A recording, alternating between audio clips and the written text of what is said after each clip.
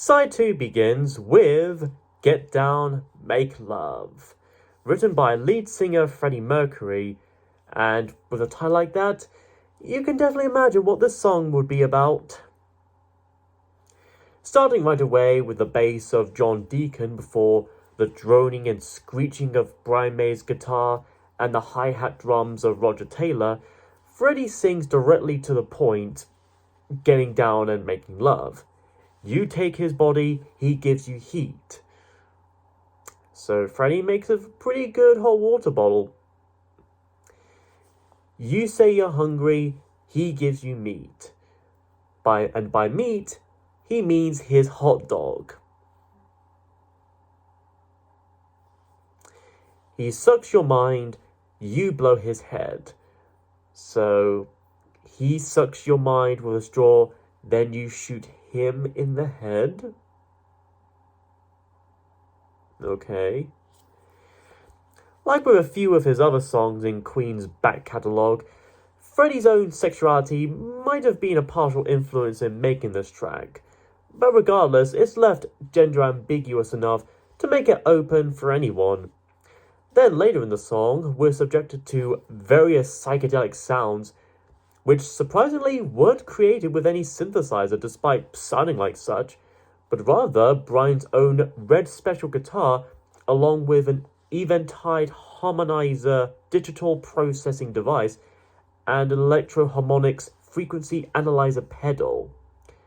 So it's quite a dazzle to say the least, as we're finding ourselves delving into what may as well be a drug-induced kaleidoscopic trip before going back to normal, like with Sheer Heart Attack, as it returns back to the main riff and melody for the last 30 seconds before 2 ending on a rather abrupt note.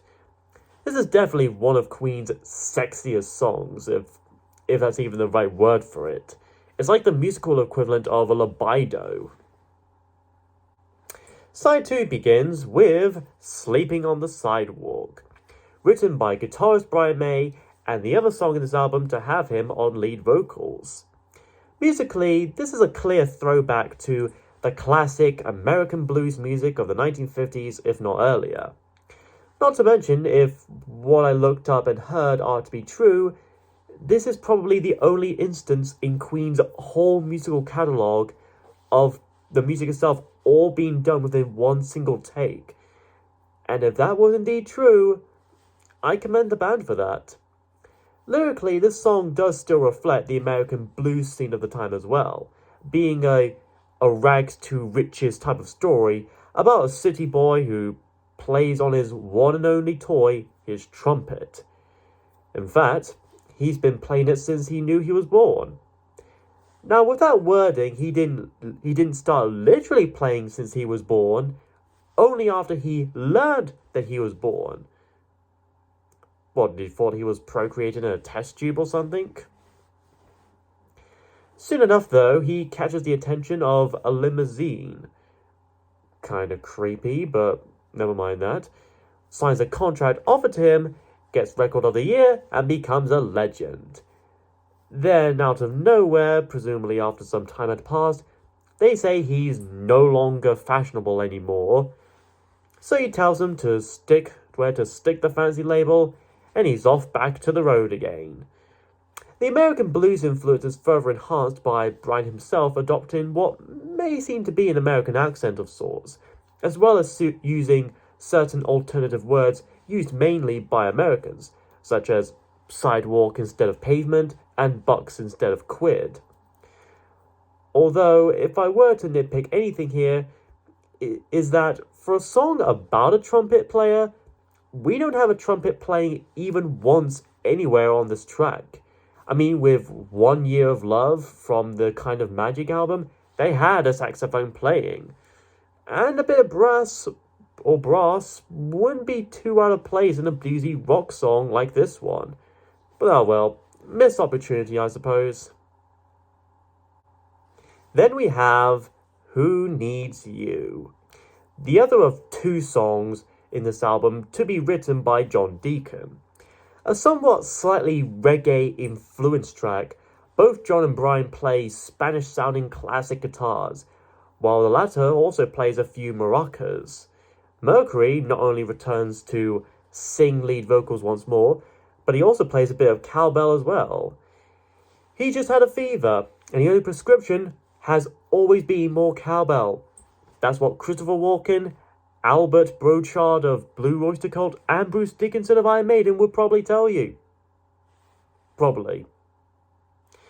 Something else interesting and worth of noting here, especially if you were to listen to this track with headphones or earphones on, is that the main guitars are panned completely to the left, while Freddie's vocals are panned completely to the right. Now, I don't know if this was a little bit of a mixing incident in the mixing department that they couldn't undo, or if it was a deliberate artistic decision, but it's still very interesting and almost gives off a more spacious vibe to it. As for the lyrics in question, this seems to deal with certain people that are either deceptive, cheating, or just flat out useless. Keep you waiting, never complimenting your point of view, pushing around, etc. And how in the end, we're able to stand up to them and lead them. As Freddie asks, who needs you? Unless, of course, you still have enough to pay the rent, then he totally needs you. Afterwards is the penultimate song, It's Late, also written by Brian May. And the longest track in this album, clocking up to almost 6.5 minutes, which does make this stick out from the rest of the songs here, since their durations usually average from about 2 to 4 minutes. In a similar way that Bohemian Rhapsody could be considered Freddie's attempt at making a mock opera, It's Late could be seen as Brian's idea of making a 3-act structure and narrative with music, with each set of verses in between the choruses as an act. The narrative itself seems to be about the ending of a seemingly unfaithful relationship or an affair, whether it was a long or short one, and how it's, well, too late to even fix anything at this point. Not helped by the child support Freddie is going to have to be paying from here on. The song itself also utilizes a tapping technique, especially when Brian plays the guitar solo here, similar to other guitarists of the day like Steve Hackett and Eddie Van Halen.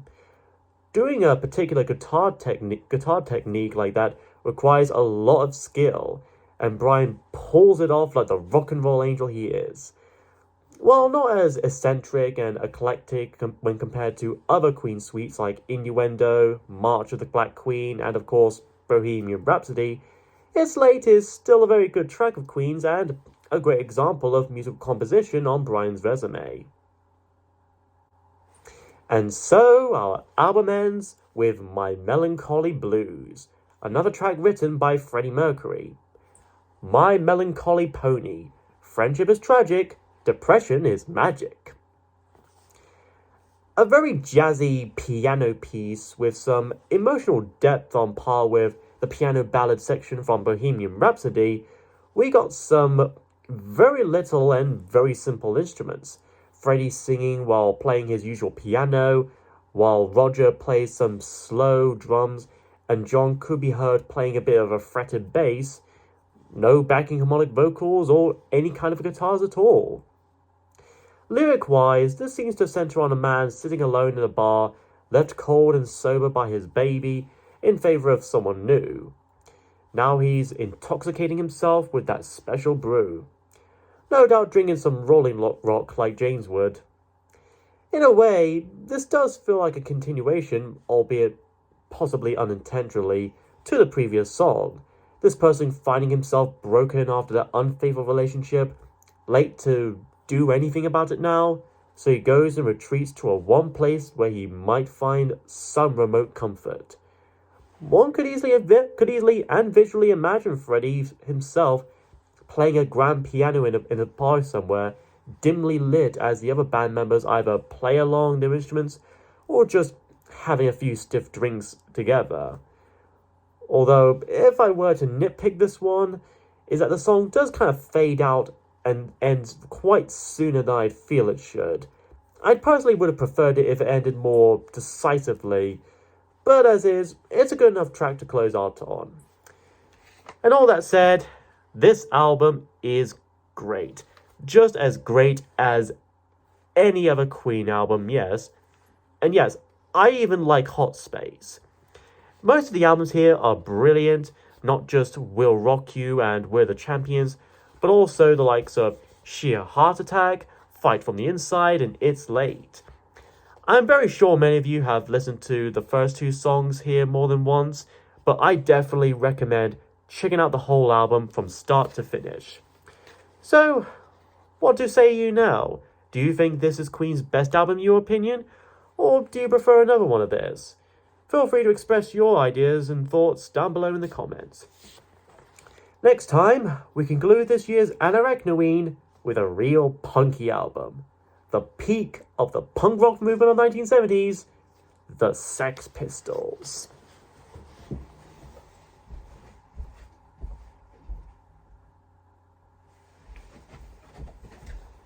Oh, by the way, one thing I forgot to mention regarding the album cover. Family Guy creator Seth MacFarlane was actually creeped out by this cover when he was a very young kid. And he even made a Family Guy episode inspired by such a fear. Go figure.